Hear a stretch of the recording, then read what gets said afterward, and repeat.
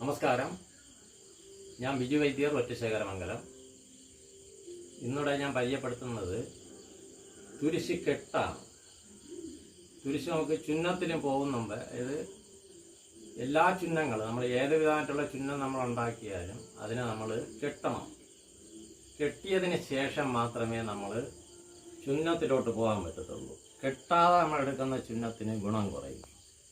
അപ്പോൾ അങ്ങനെ തുരിശ് കെട്ടിയതാണിത്. ഇത് കെട്ടി പിന്നീട് ഇതിനെ നീറ്റി, അതായത് ഇതിനെ തമിഴ് ഭാഷയിൽ പശി ഉണ്ടാക്കുക എന്ന വിശപ്പ്. ഇതിൽ വിശപ്പുണ്ടാകും. ഇതിലിപ്പോൾ നമ്മൾ നീരെന്തെങ്കിലും ഒഴിച്ചു കൊടുത്താൽ നല്ലവണ്ണം ഇത് നീറി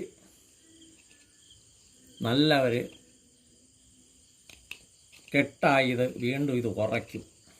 അങ്ങനെ ഇതിനെ ഉണ്ടാക്കേണ്ട വിധത്തിലോട്ട് കൊണ്ടുവച്ചിരിക്കുകയാണ്.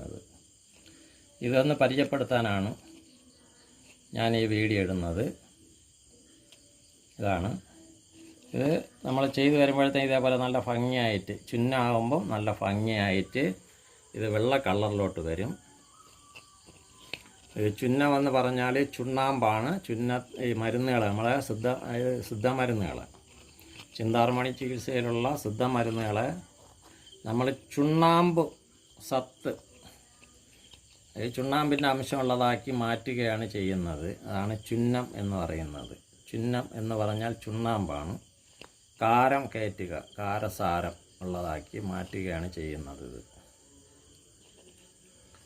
അങ്ങനെ നമ്മൾ ചെയ്യുന്ന ചുന്നങ്ങളൊക്കെയാണ് നല്ല ഔഷധ ഗുണവും നല്ല വീര്യം ഉണ്ടാവും. ശരീരത്തിലൊക്കെ പോയി നല്ലവണ്ണം പ്രവർത്തിക്കുന്നത്.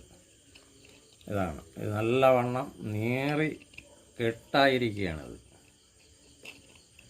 ഇതാണ് ഒന്ന് പരിചയപ്പെടുത്താൻ ഞാൻ ഈ ഒരു വീഡിയോ ഉപയോഗിച്ചത്.